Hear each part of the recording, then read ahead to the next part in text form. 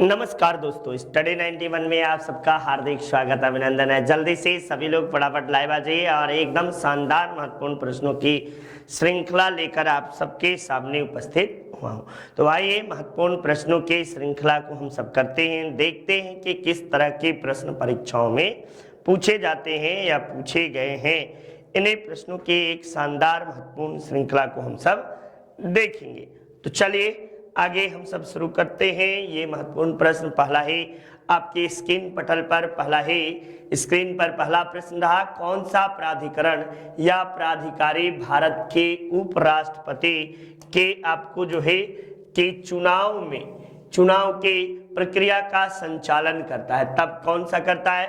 भारत का चुनाव आयोग करता है या आपको राष्ट्रपति के अनुपस्थिति में राज्यसभा के उपाध्यक्ष करते हैं, ठीक ना?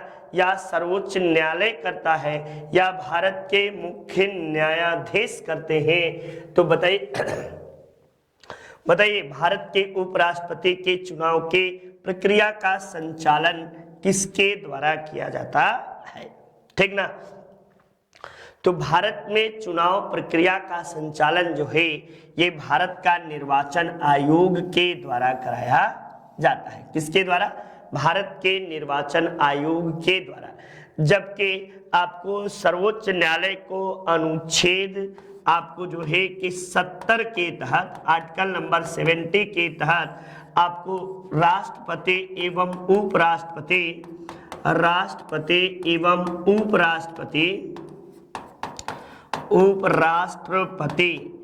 के चुनाव से संबंधित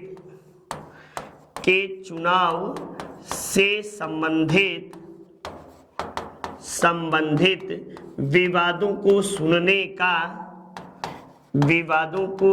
का अधिकार है, ठीक ना? विवादों को सुनने का अधिकार किसे है? सुनने का अधिकार आपको जो है यह किसे है? तो सर्वोच्च न्यायालय को प्राप्त है। यानी उपराष्ट्रपति और राष्ट्रपति से जो चुनाव होंगे उसमें यदि किसी तरह का कोई विवाद उत्पन्न होता है तो ये विवाद देश का कोई दूसरी संस्था नहीं सुन सकता, बल्कि आपको सर्वोच्च न्यायालय इससे संबंधित विवाद को आर्टिकल 70 के तहत सुनता है। जबकि आपको राष्ट्रपति और उपराष्ट्रपति या देश में लोकसभा, राज्यों में विधानसभा, इन सब का चुनाव जो है ये आपको भारत का चुनाव आयोग के द्वारा किया जाता है। और इसकी स्थापना जो है ये 25 जनवरी 1950 ईस्वी को इसके स्थापना की गई थी चुनाव आयोग का। और इसी कारण 25 तारीख को मतदाता दिवस के रूप में भी हम सब बनाते हैं। मतदाता दिवस के रूप में 25 तारीख को मनाया जाता है। तो ये महत्वपूर्ण बातें आप सबके परीक्षाओं के दृष्टि से इस तरह के प्रश्न पूछे गए हैं, ठीक? चलिए नेक्स्ट देखिए अगले महत्वपूर्ण बातों में, भारत के किस राज्य का समुद्री तट जो है ये सबसे अधिक लंबा है? आंध्र प्रदेश का, महाराष्ट्र का, गुजरात का या तमिलनाडु का? यानी समुद्री तट सबसे अधिक किसका लंबा है? तब जल्दी से फटाफट आप सब जल्दी से जवाब दीजिए। देखूं आप सबके जवाब की प्रतीक्षा में हूं। जल्दी से जवाब करें। मैक्सिमम लोगों का जवाब जो है ये, कुछ लोगों का आंध्र प्रदेश आ रहा है, कुछ लोगों का गुजरात आ रहा है, लेकिन भारत का सबसे लंबी तटीय रेखा वाला राज्य जो है यह आपको गुजरात है। और गुजरात की तटीय रेखा जो है ये आपको 5616.6 किलोमीटर लंबी है, ठीक ना? 7516.6 किलोमीटर इसके लंबी है। वहीं जब पूछे कि प्रायद्वीपीय भारत की सबसे लंबी तटीय रेखा वाला राज्य कब है, तब बताएगा कि आपको आंध्र प्रदेश जो है ये प्रायद्वीपीय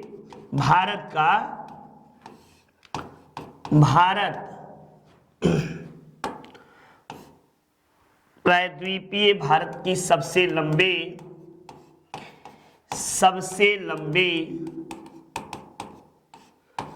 लंबे तटीय रेखा वाला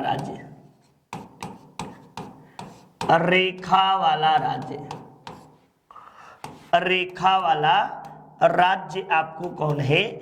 आंध्र प्रदेश है, जबकि गोवा सबसे कम तटीय, गोवा जो है, गोवा इसके सबसे कम सीमा वाला राज्य, इसके मात्र जो है 32 किलोमीटर जो है इसकी सीमा जो है ये समुद्र को स्पर्श करती है। सबसे कम तटीय रेखा वाला राज्य जो है ये आपको गोवा है। ठीक, तो ये महत्वपूर्ण प्रश्नों का जवाब हुआ। नेक्स्ट देखिए, भारत के किस राज्य को सिलिकॉन स्टेट कहा जाता है? यानी आपको अमेरिका में सिलिकॉन वैली किसे कहा जाता है? तो सैन फ्रांसिस्को कैलिफोर्निया को, खासकर विश्व में कैलिफोर्निया को सिलिकॉन वैली कहा जाता है। कैलिफोर्निया जो है ये विश्व में कौन है? तो सिलिकॉन वैली आपको जो है, सिलिकॉन वैली आपको किसे कहते हैं? विश्व में कैलिफोर्निया को सिलिकॉन वैली कहा जाता है। ठीक ना, सिलिकॉन वैली ये कहा जाता है। जबकि भारत में सिलिकॉन वैली बेंगलुरु को कहा जाता है, और भारत में बेंगलुरु को सिलिकॉन वैली कहा जाता है। ये सारी बातें आप सब याद रखे रहिएगा। वैली, ठीक ना, वैली कहा जाता है। तब आप बताइएगा कि आपको सिलिकॉन स्टेट्स कौन सा है? तो कर्नाटक जो है ये भारत का सिलिकॉन स्टेट के रूप में जाना जाता है। कर्नाटक को हम सब सिलिकॉन स्टेट का दर्जा दिए हुए हैं। चलिए अगले महत्वपूर्ण प्रश्न में चलते हैं।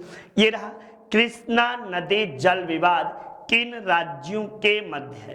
तो कृष्णा नदी जल विवाद जो है ये कर्नाटक और महाराष्ट्र के बीच है, आंध्र प्रदेश एवं तमिलनाडु के, या आंध्र प्रदेश एवं महाराष्ट्र, या इनमें से कोई नहीं। किसके बीच आपको यह जल विवाद है? तब बताइएगा कि कर्नाटक और महाराष्ट्र के बीच कृष्णा नदी जल विवाद है। ये आपको जल विवाद जो है 1957 ईस्वी से ये जल विवाद चला आ रहा है। ठीक ना, ये महत्वपूर्ण बातें हुई। चलिए आगे नेक्स्ट देखिए, ये मृदा संरक्षण को रोका जा सकता है किसके द्वारा? ठीक ना, ARO 2014 में ये क्वेश्चन पूछा गया है आपको। सघन वर्षा के द्वारा, या वन नाशन से, या वन रोपण से, या अतिचारण से।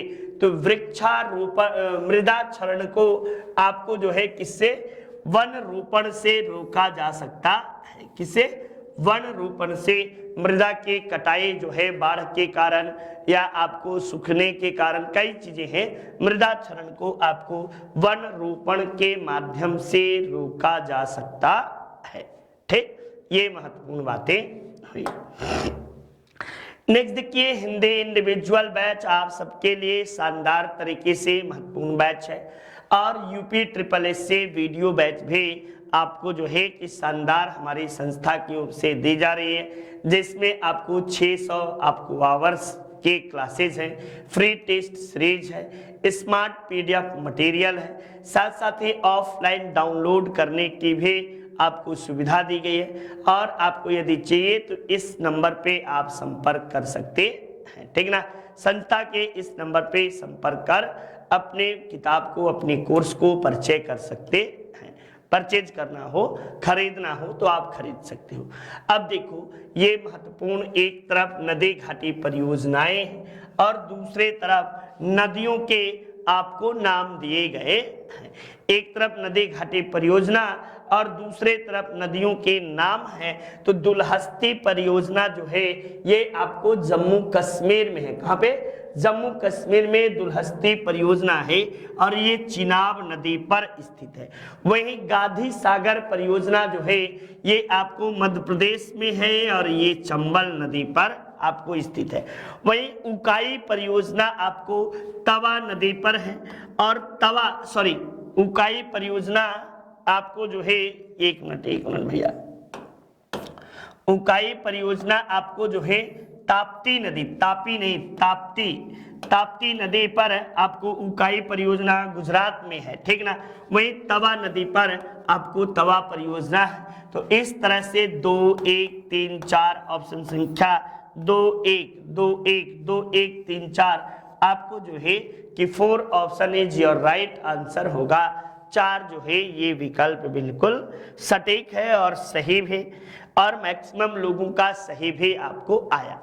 प्रथम विश्व युद्ध के दौरान 14 सूत्री प्रस्ताव आपको किसके द्वारा प्रस्तुत किया गया था? बिस्मार्क के द्वारा, लॉयड जॉर्ज के द्वारा, मुसोलिनी के द्वारा या वुड्रो विल्सन के द्वारा?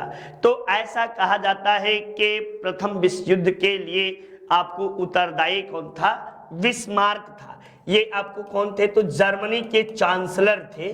जर्मनी के आपको प्रथम चांसलर के रूप में बिस्मार्क हुआ, और कहा यह जाता है कि बिस्मार्क जो है ये जर्मनी का एकीकरण या जर्मनी का एकीकरण का पिता, जर्मनी का लौह पुरुष भी कहते हैं, ठीक ना।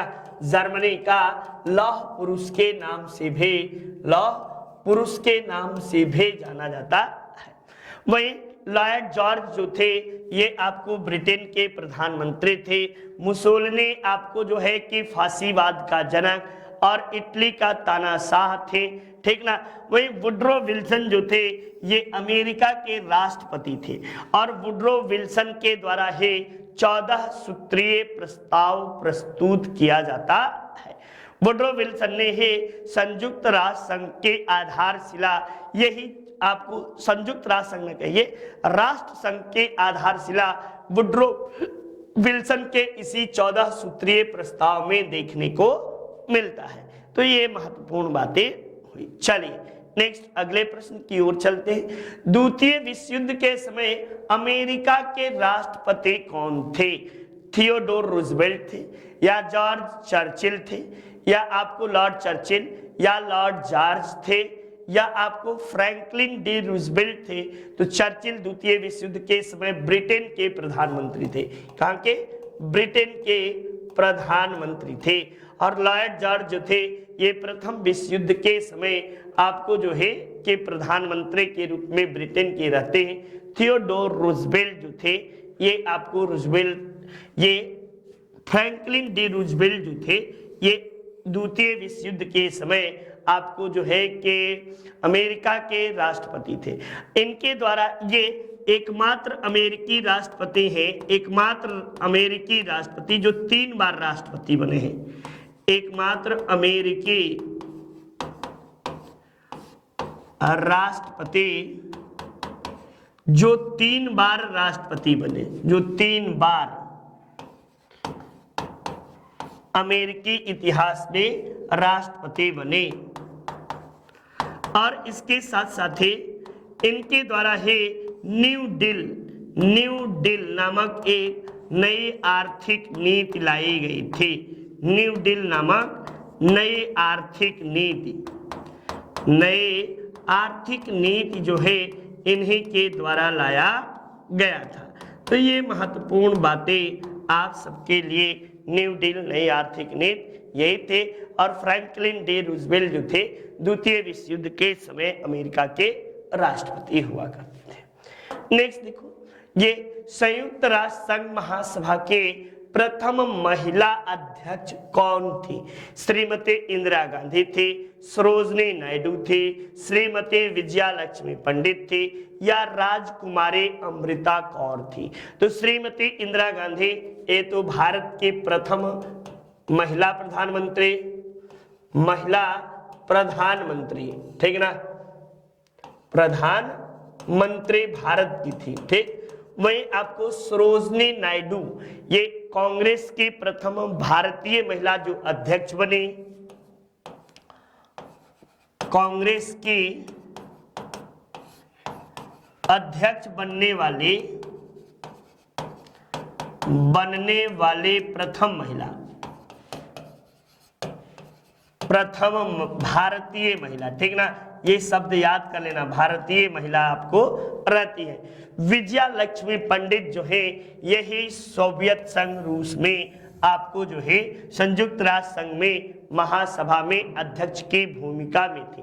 ये आपको कौन थे? तो पंडित जवाहरलाल नेहरू की बहन थे, पंडित नेहरू, ठीक ना, की बहन मानी जाती थी। साथ साथ ही ये आपको जो है 1948 से लेकर आपको 1950 ईस्वी तक, ये 50 ईस्वी तक भारतीय राष्ट्रीय कांग्रेस या कह लो भारतीय संविधान सभा की सदस्य थे, भारतीय संविधान सभा की सदस्य, ठीक ना, के सदस्य के रूप में काम किया। और फिर 1953 ईस्वी में ये आपको जो है संयुक्त राष्ट्र सभा में आपको प्रथम महिला अध्यक्ष के रूप में नियुक्त की गई थी। तो ये महत्वपूर्ण बातें आप सबके लिए, आप सबके विशेष जानकारी के लिए दिया जा रहा है। नेक्स्ट देखिए अगले प्रश्न में, ये ऑनलाइन टेस्ट सीरीज शानदार तरीके से हमारी संस्था की ओर से संचालित है। ये आपको यूपी कांस्टेबल का, उसके साथ साथ ग्रुप डी का और CBT 2 जो है कि आपको जबरदस्त तरीके से हमारी संस्था के द्वारा प्रैक्टिस सेट आप सबको दिया जा रहा है। आप इसे परचेज कर सकते हैं और आपकी सफलता में ये काफी हद तक सहायक भी सिद्ध होगा। द्वितीय पंचवर्षीय योजना जो था किस मॉडल पर आधारित था? तब ये सोलो मॉडल पे या डूमर मॉडल पे, रॉबिन्सन मॉडल पे या महालनोबिस मॉडल पे? तब आप बताइएगा कि द्वितीय पंचवर्षीय योजना जो था ये आपको पीसी महालनोबिस मॉडल पर आधारित था। साथ साथ ही द्वितीय पंचवर्षीय योजना के जो कार्य अवधि है ये आपको 1956 ईस्वी से लेकर 1961 ईस्वी तक द्वितीय पंचवर्षीय योजना आपको आई। इस पंचवर्षीय योजना किस पर आधारित थे? तो भारी उद्योग पर आधारित थे। किस पर? भारी उद्योग पर यह पंचवर्षीय योजना आधारित थी। इसी पंचवर्षीय योजना के दौरान आपको जो है कि कई महत्वपूर्ण संस्थाएं जैसे भिलाई इस्पात संयंत्र, जैसे आपको दुर्गापुर इस्पात संयंत्र, जैसे आपको जो है कि उड़ीसा में जो है कि वो संयंत्र, ये सभी आपको जो है कि इसी समय किया जाता है। ठीक, तो ये महत्वपूर्ण बातें, ये भारी उद्योग पर आधारित पंचवर्षीय योजना थी। नेक्स्ट अगले आप आइए, राउरकेला उड़ीसा में जो है उसे राउरकेला इस्पात संयंत्र के नाम से जाना जाता है। अब देखिए किस पंचवर्षीय योजना के अंतर्गत बोकारो इस्पात संयंत्र के स्थापना किया गया? पहले पंचवर्षीय योजना, दूसरे पंचवर्षीय योजना, तीसरे पंचवर्षीय योजना या योजना अवकाश के समय? तब बताइएगा कि बोकारो इस्पात संयंत्र जो है इसकी स्थापना कब होते हैं? तो 1964 ईस्वी में आपको इसके स्थापना की जाती है। किसी किसी किताब में 63-64 भी लिखा है और यह किसके सहयोग से? सोवियत संघ की सहायता से आपको जो है इसके स्थापना की जाती है और ये आपको तृतीय पंचवर्षीय योजना के दौरान किया जाता है। तृतीय पंचवर्षीय योजना की समय अवधि देखा जाए तो 1961 से 1966 तक ये समयावधि तृतीय पंचवर्षीय योजना की रहती है। ये पंचवर्षीय योजना पूर्णतः असफल पंचवर्षीय योजना थी, पूर्णतः असफल पंचवर्षीय योजना थी, पंचवर्षीय योजना मानी जाती। ये पूर्णतः असफल पंचवर्षीय योजना थी। साथ साथ ही आप देखेंगे तो इसी पंचवर्षीय योजना के दौरान भारत कई भीषण चीजों का सामना करता है, जैसे 1962 ईस्वी में भारत चीन के बीच युद्ध, 1965 ईस्वी में भारत पाकिस्तान के बीच युद्ध। तो ये सभी युद्धों के कारण आपको भारत के अर्थव्यवस्था काफी खराब हो जाती है और ये आपको पूरी तरह से असफल पंचवर्षीय योजना भारतीय इतिहास में, अर्थशास्त्र के इतिहास में मानी जाती है। देश में वन्य जीव संरक्षण अधिनियम जो है ये आपको कब लागू किया गया? ये 1965 ईस्वी में, 1970 ईस्वी में, 1972 ईस्वी में या 1980 ईस्वी में? तब बताएगा कि ये पंचवर्षीय योजना आपको जल्दी से फटाफट लाइक और शेयर करना बिल्कुल भूलिए नहीं। देख रहा हूं आप सबका जवाब बिल्कुल सही नहीं आ रहा है भाई, कैसे जवाब दे रहे हो आप सब, ठीक ना, चूंकि कमेंट को पढ़ने भर का टाइम नहीं होता, इसीलिए आप सबसे ये विनम्र निवेदन है कि एक बार जरूर से शेयर और लाइक जरूर कर दीजिएगा, आप सबके लिए है, ठीक ना। तो ये आपको वन्यजीव संरक्षण अधिनियम 1972 के तहत आपको भारत में लाया जाता है। उस समय श्रीमती इंदिरा गांधी जी जो थे ये भारत के प्रधानमंत्री हुआ करते थे। वहीं पे 1980 ईस्वी में आपको भारतीय जो है वन संरक्षण अधिनियम, वन संरक्षण अधिनियम जो है संरक्षण अधिनियम आपको आता है। ये 1980 ईस्वी में आपको भारत वन संरक्षण अधिनियम लाया जाता है और 1986 ईस्वी में पर्यावरण संरक्षण अधिनियम आता है। 1986 में पर्यावरण संरक्षण अधिनियम, संरक्षण अधिनियम, ये महत्वपूर्ण बातें आप सबके लिए है। आप सबको पूरी तरह से प्रश्न को आना चाहिए। देखिए कि कितने प्रश्न आप सबको आ रहे हैं। नेक्स्ट देखिए, ग्रीन हाउस गैस प्रभाव में कौन सी गैस आपको प्रमुख भूमिका के रूप में अदा करती है। तब आपको H2 हाइड्रोजन है, नाइट्रोजन है, कार्बन डाइऑक्साइड है या सल्फर डाइऑक्साइड है, तब आप बताइएगा कि CO2 जो है ये आपको प्रमुख वो जो है हरित गैस के रूप में प्रमुख भूमिका अदा करता है। हरित गैस में CO2 के बाद महत्वपूर्ण भूमिका आपको जो है मीथेन की मानी जाती है, ठीक ना। इसके बाद CO2 के निर्माण में जलवाष्प की भी भूमिका होती है, सल्फर की भी भूमिका होती है। साथ साथ आप सबको बता दें ओजोन गैस भी इसके लिए जिम्मेदार माना जाता है। नेक्स्ट, राजस्व लेखपाल का शानदार बैच संस्था की ओर से संचालित है। आप इसे परचेज कर सकते हैं और ये आपको 6 घंटे का आपको वीडियो रिकॉर्ड मिलेगा। साथ साथ आपको जो है कि टेस्ट सीरीज मिलेगी फ्री में, आपको स्मार्ट PDF मटेरियल भी मिलेगा। साथ साथ ऑफलाइन डाउनलोड करके भी इसे बाद में देख सकते हैं। यानी जिन लोगों को बहुत सुविधा नहीं है वो अपने मोबाइल में कहीं से आप डाउनलोड करके इसे बाद में भी, यानी एक क्लास को कई बार भी आप देख सकते हैं, जो चीज़ें ना समझ में आए डाउनलोड करके, ठीक ना। तो इसे जरूर आप परचेज करिए और आपकी सफलता में ये सहायक भी होगा। अब आपको आया कि एपी कल्चर किससे संबंधित है।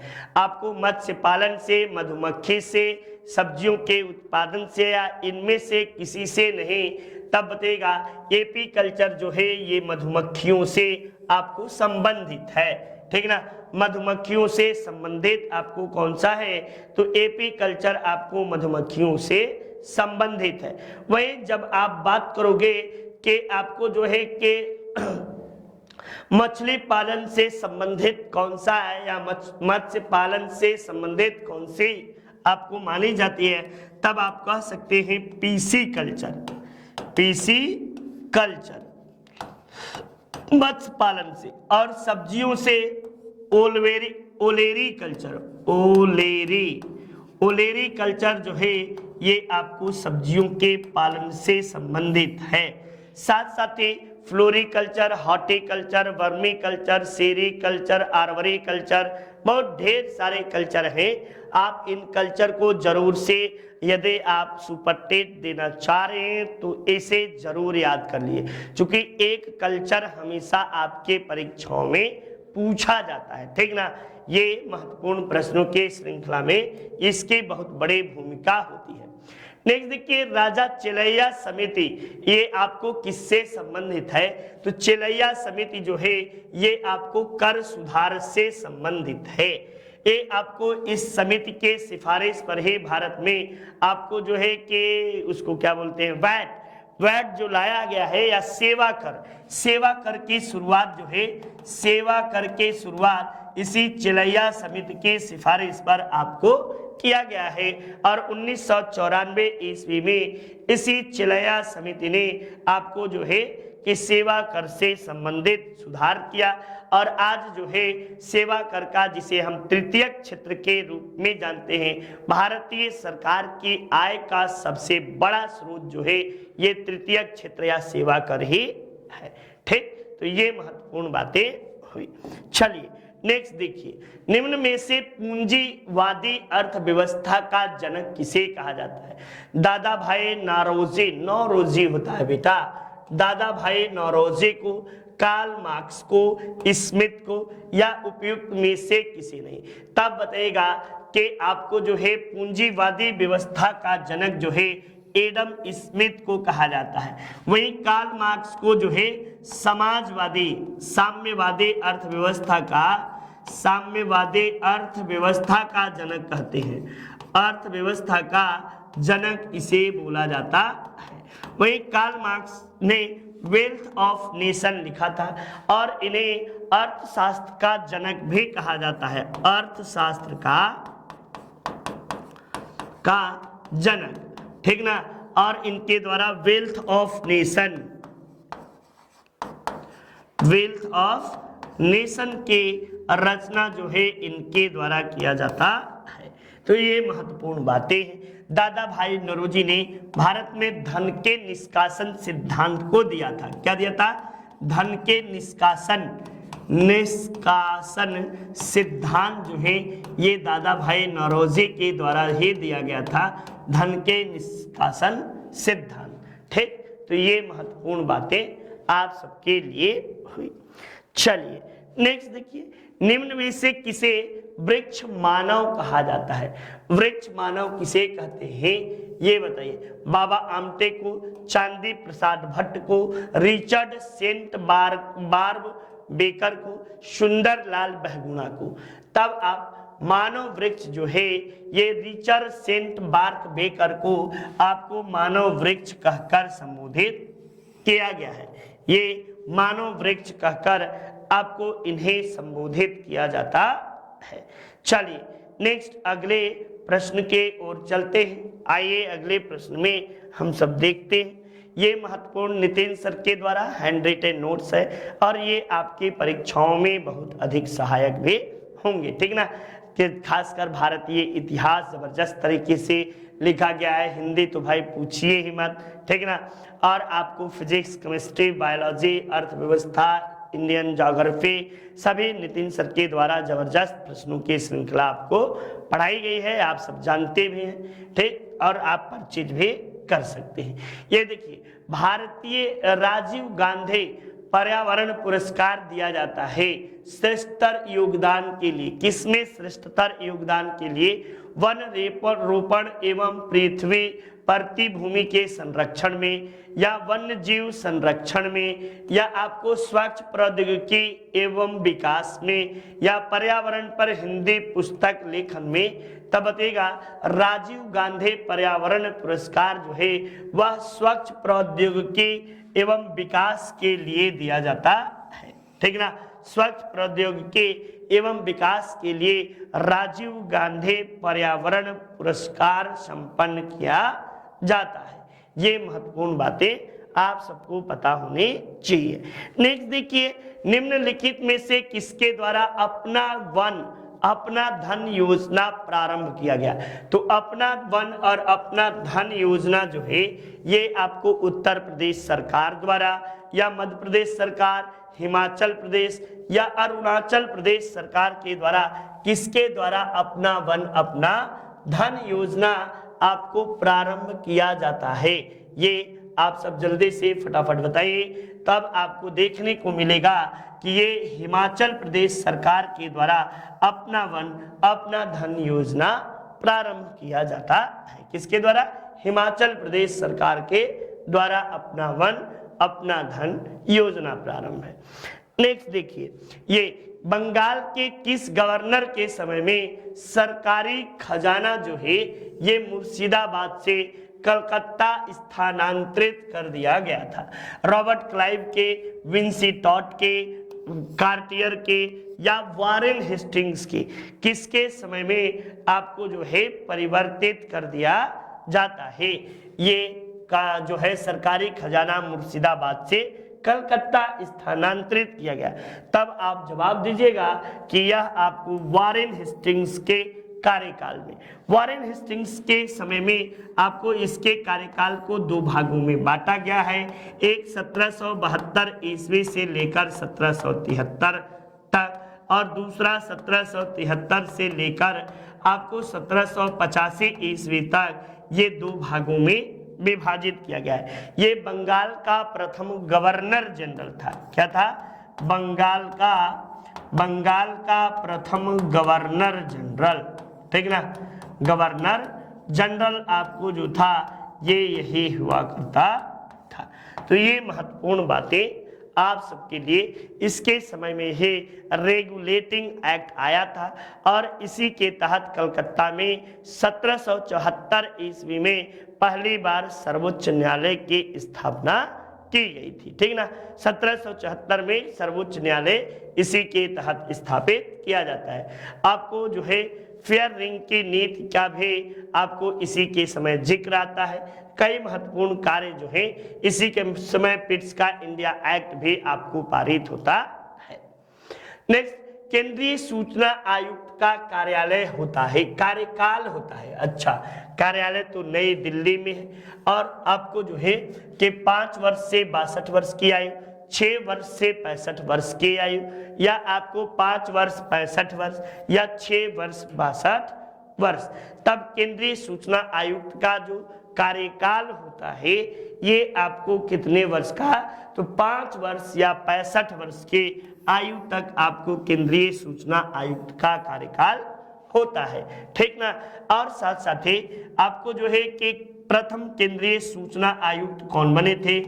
प्रथम सूचना आयुक्त, ठीक ना। केंद्रीय सूचना आयुक्त किसे बनाया गया था? तो वजाहत हबीबुल्ला, ठीक ना, हबीबुल्ला आपको प्रथम जो थे। और आपको जो है कि सूचना का अधिकार कब लागू हुआ? तो 12 अक्टूबर 2005 ईस्वी को पूरे भारत में लागू हुआ। साथ साथ ही आप कह सकते हैं इसका मुख्यालय कहाँ है? तो नई दिल्ली में आपको इसका मुख्यालय है। सूचना का अधिकार अब मौलिक अधिकार है। कैसा है? सूचना का अधिकार मौलिक अधिकार के अंतर्गत आता है। इसका उल्लेख संविधान के अनुच्छेद 19 के आपको क में किया गया है, 19(1) के क में किया गया है। नेक्स्ट, ये मैथ्स के big boss mister Praveen sir, इनके द्वारा शानदार तरीके से मैथ्स पढ़ाया गया है और आप मैथ्स परचेज कर सकते हैं, आपके भविष्य के लिए काफी लाभप्रद भी होगा। नेक्स्ट देखिए, निम्नलिखित में से कौन एक संविधान निकाय नहीं है? कौन सा नहीं है? संघ लोक सेवा आयोग या राज्य लोक सेवा आयोग या आपको वित्त आयोग या योजना आयोग, निम्न में से कौन एक संवैधानिक निकाय नहीं है? तब बताइएगा कि संघ लोक सेवा आयोग का उल्लेख संविधान में किया गया है, अनुच्छेद 315। राज्य लोक सेवा आयोग भी है, वित्त आयोग 280, लेकिन योजना आयोग एक गैर संवैधानिक निकाय है। कैसा है? गैर संवैधानिक निकाय है, संवैधानिक निकाय माना जाता है।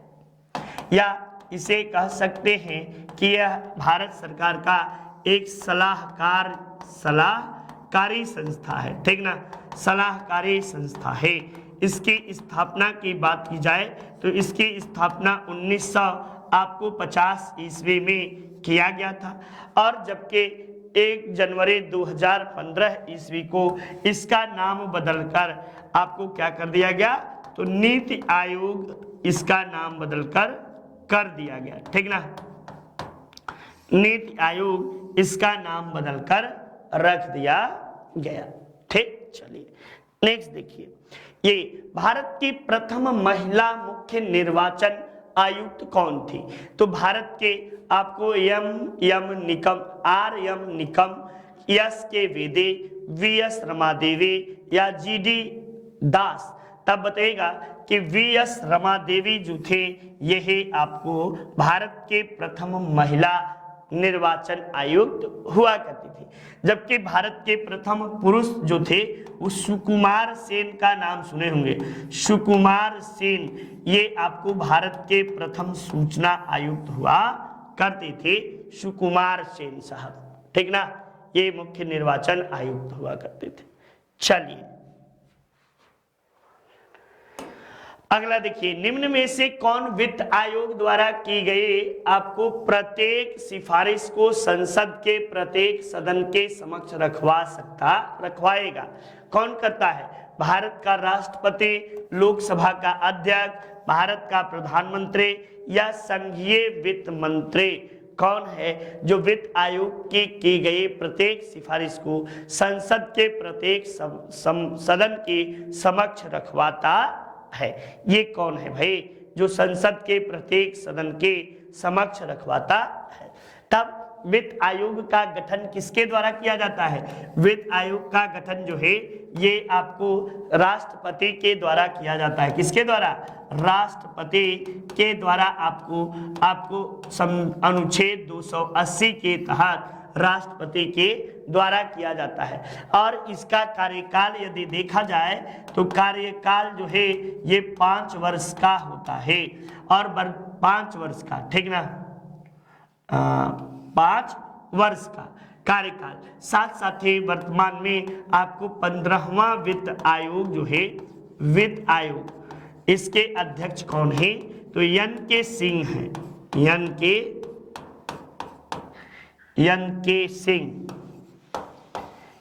के सिंह जो है ये वर्तमान में 15वें वित्त आयोग के अध्यक्ष माने जाते हैं,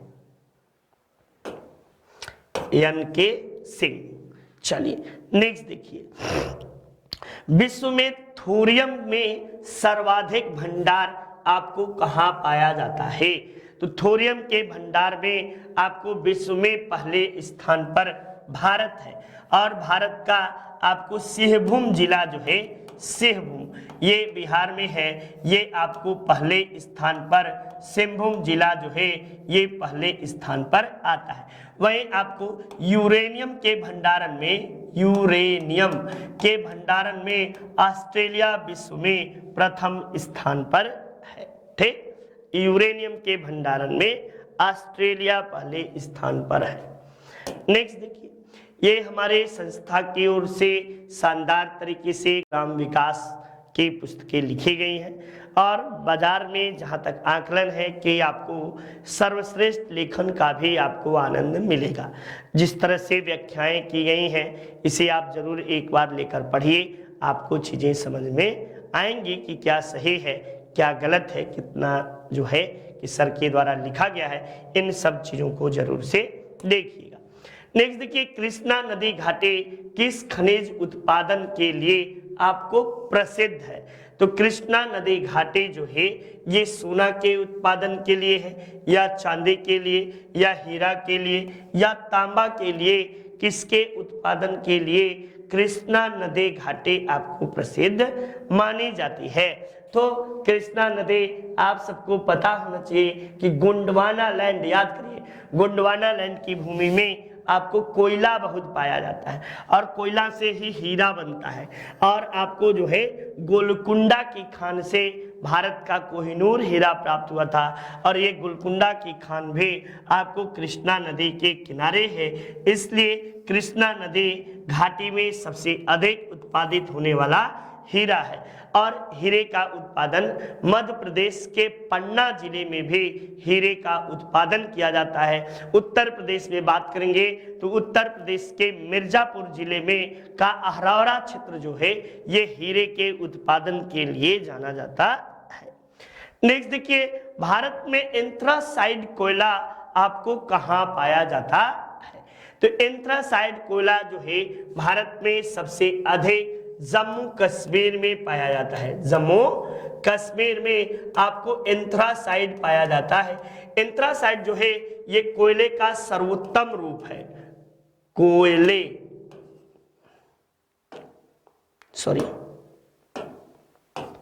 ये कोयला का सर्वोत्तम प्रकार माना जाता है, एंथ्रासाइट। और दूसरे नंबर पे बिटुमिनस, भारत में बिटुमिनस प्रकार का कोयला सबसे अधिक पाया जाता है। अब यहीं पे पूछ रहा है रियासी है, तलचर है, डाल्टेनगंज। डाल्टेनगंज ये झारखंड में है, लखीमपुर उत्तर प्रदेश में है, आपको किस स्थान पर है तब बताइएगा। रियासी जो है ये जम्मू कश्मीर में स्थित है और यहीं पर सबसे अधिक जो है कोयला पाया जाता है, ठीक ना। इस तरह से आप देखोगे तो एंथ्रासाइड प्रकार के कोयले में आपको जो है कि 80 से 90% तक कार्बन पाया जाता है। 80% से 90% तक, 90% तक कार्बन आपको पाया जाता है, ठीक ना। ये महत्वपूर्ण बातें हुई रियासी। चलिए नेक्स्ट, संचित भंडारण एवं उत्पादन के दृष्टि से आपको भारत का सबसे बड़ा कोयला क्षेत्र कौन सा है? ये महानदी, दामोदर या गोदावरी या सतपुड़ा? तब बताइएगा कि भारत का सबसे अधिक संचित जो है वो दामोदर घाटी जो है ये सबसे अधिक जो है कि आपको कोयला से भंडारित क्षेत्र माना जाता है, ठीक ना। दामोदर नदी को कोयला नदी भी कहते हैं। दामोदर नदी को कोयला नदी कहा जाता है। और इसके साथ साथ दामोदर नदी जो है ये आपको भूजैविक नदी के नाम से भी जाना जाता है, ठीक। इसका उद्गम छोटा नागपुर के पठार से हुआ है, खासकर झारखंड के पलामू जिले से आपको दामोदर नदी का उद्गम हुआ है। नेक्स्ट, सनमार्गी पवने जो हैं या पूर्वी पवने किसे कहा जाता है? व्यापारिक पवनों को, पछुआ पवनों को, ध्रुवीय पवनी को या उपयुक्त सभी को? तब आप जवाब दीजिएगा कि सनमार्गी पवने जो होती हैं ये व्यापारिक पवनों को हम सब सनमार्गी पवन के नाम से भी जानते हैं। व्यापारिक पवने जो हैं इन्हें हम सनमार्गी पवन के नाम से भी पुकारते हैं। चलिए अगले महत्वपूर्ण प्रश्न के श्रृंखला की ओर चलते हैं, देखते हैं कौन सा अगला महत्वपूर्ण प्रश्न है। आप सबका जवाब भी शानदार प्रकार से आ रहा है और ये लग रहा है कि मेरे बच्चे स्टडी 91 के कुछ पढ़ते हैं, ये बड़ा ही गौरव का अनुभूति देता है, ठीक ना। इसीलिए चूंकि आप सब पढ़ेंगे, आप सबका ट्रस्ट है, आप सबकी विश्वास है, हमारा भी कैरियर होता है। चूंकि आप सबको पता होना चाहिए कि आप बढ़ेंगे तो हम भी बढ़ेंगे, जाहिर सी बात है।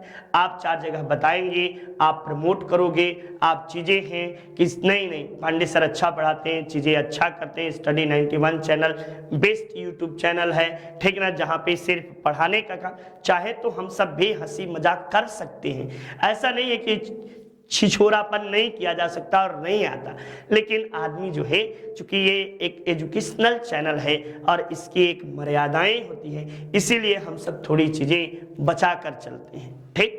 तो चलिए आगे हम सब देखते हैं। ये देखिए सूची 1 को सूची 2 से मिलान करने की बातें हैं। सूची 1 और सूची 2, एक में हैदराबाद, अवध, बंगाल और अरकान। अब दूसरी तरफ सआदत खां लिख दो भाई, सआदत खां, आदत खां। क्या एकदम से मुझे तो त्रस्त कर देते हैं ये सब, ठीक ना।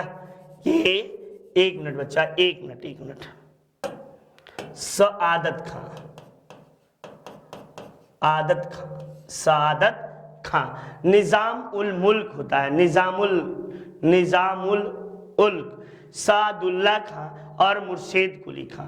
तो बंगाल जो है मुर्शिद कुली खां के द्वारा, अवध जो है सआदत खां के द्वारा, निजाम उल मुल्क जो है हैदराबाद का, अरकाट का जो है सदातुल्ला खां के द्वारा। इस तरह पहले का दूसरा, दूसरे का पहला, तीसरे का चौथा, चौथे का तीसरा।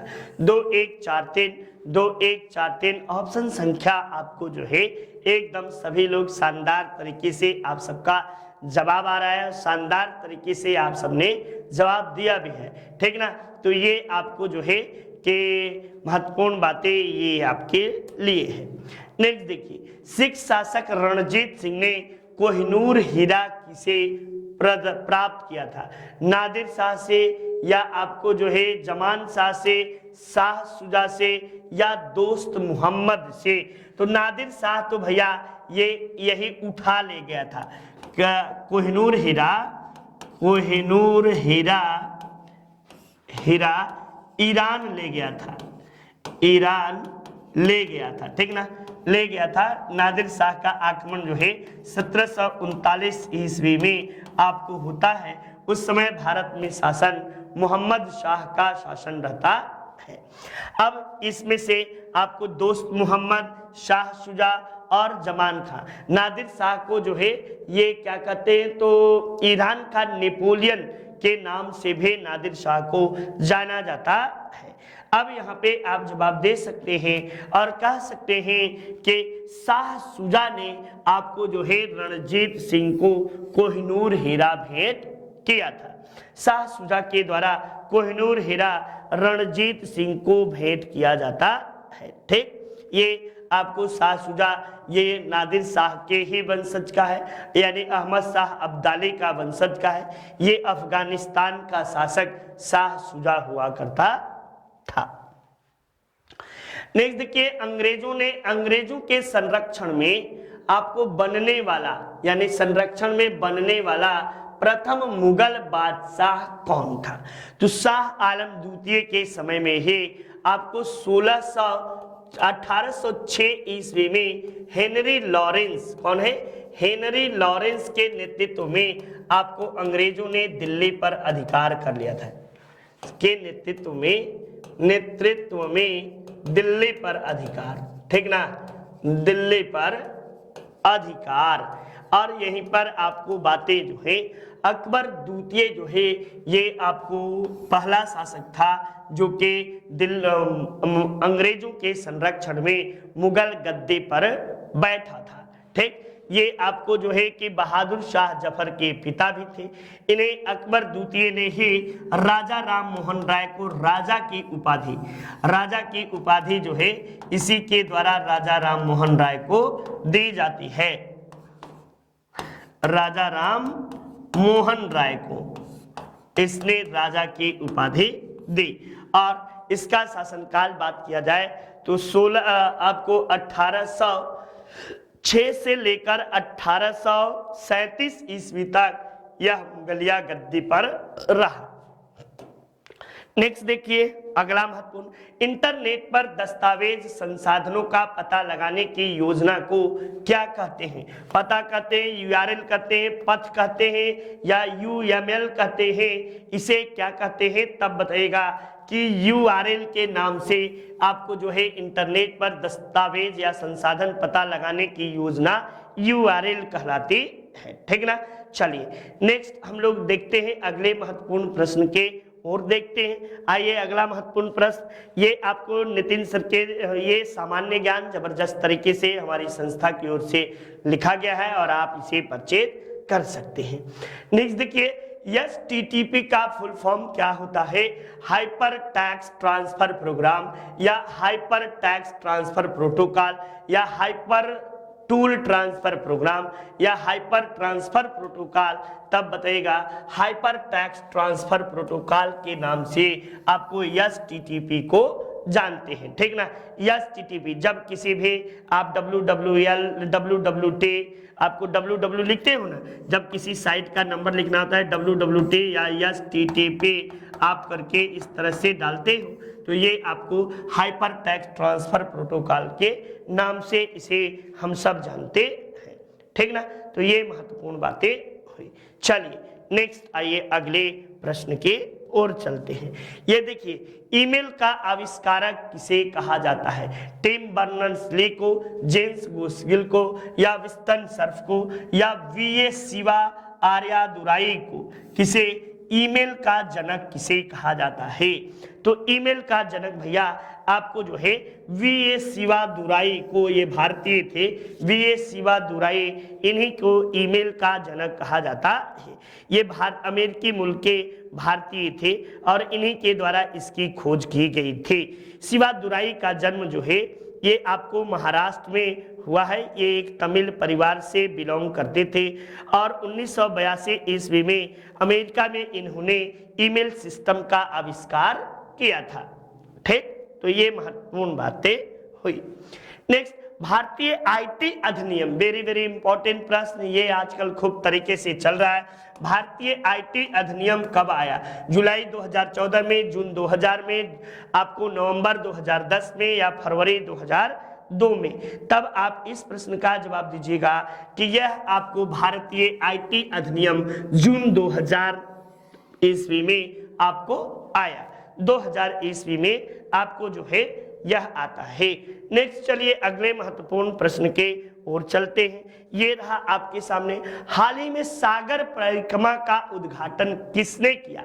तो सागर परिक्रमा का उद्घाटन जितेंद्र सिंह के द्वारा किया गया, पुरुषोत्तम रूपाला के द्वारा, मोदी के द्वारा या वेंकैया नायडू के द्वारा? तो सागर परिक्रमा का उद्घाटन जो है ये जितेंद्र सिंह के द्वारा किया गया या पुरुषोत्तम रूपाला?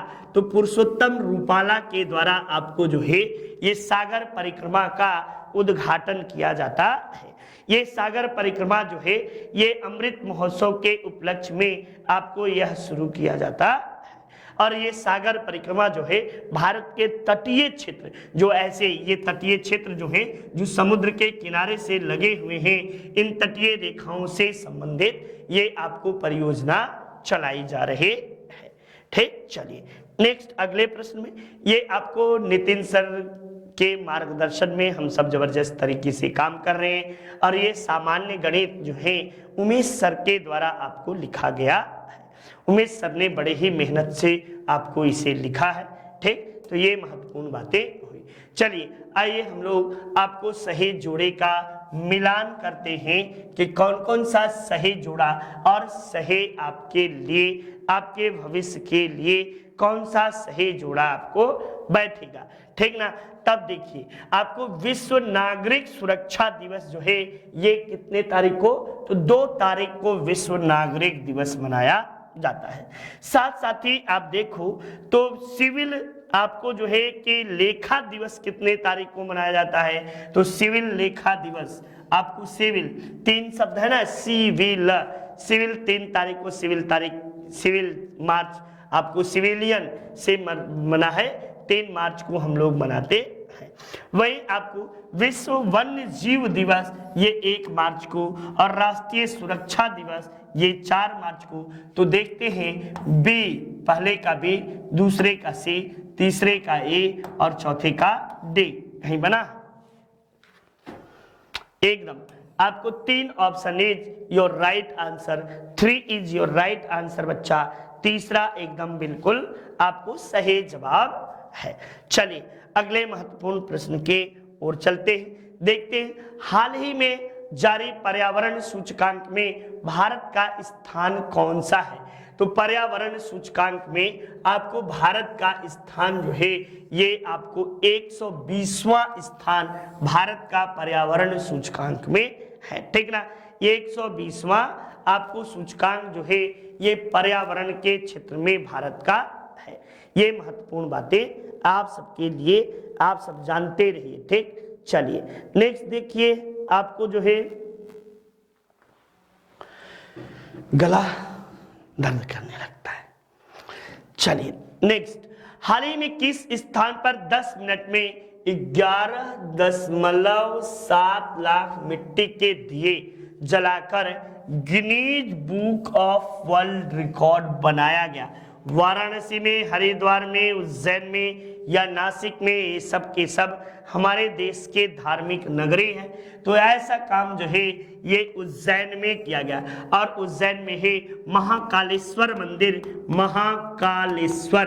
कालेश्वर मंदिर आपको उज्जैन में ही है और भगवान शिव का जो है ये आपको 12 ज्योतिर्लिंगों में से एक माना जाता है। साथ साथ ही आपको जो है कि आपको कुंभ, उज्जैन में क्षिप्रा नदी पर आपको महाकुंभ का आयोजन यानी कुंभ मेले का आयोजन भी, कुंभ का आयोजन किया जाता है।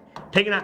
ये बात भी आप याद रखे रहिएगा। इसे महाकाल के नगरी के नाम से भी जानते हैं। क्या कहते हैं? महाकाल की नगरी, महाकाल की नगरी के नाम से भी उज्जैन को जानते हैं। और यहीं पर आप इतिहास के पन्नों में आओगे तो उज्जैन का प्राचीन नाम अवंतिका हुआ करता था, या अवंती, अवंतिका, अवंतिका ये उज्जैन का नाम था। और यहाँ का प्रसिद्ध शासक चंड प्रद्योत, चंड प्रद्योत जो था यहाँ का प्रसिद्ध शासक हुआ करता था, ठीक ना, प्रद्योत वंशीय शासक। और इसी चंड प्रद्योत के चिकित्सा उपचार करने कौन गया था?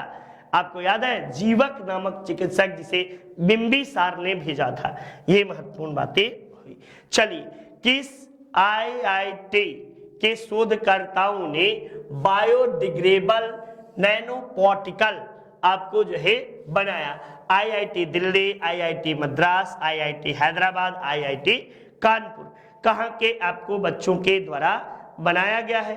तब आप जवाब दीजिएगा कि इसके आपको जो है किस जगह के बच्चों ने बनाया, तब आपका जवाब होगा IIT कानपुर के बच्चों ने आपको बायोडिग्रेडेबल जो है नैनो पार्टिकल का को बनाया है, ठीक। तो ये महत्वपूर्ण बातें हुई।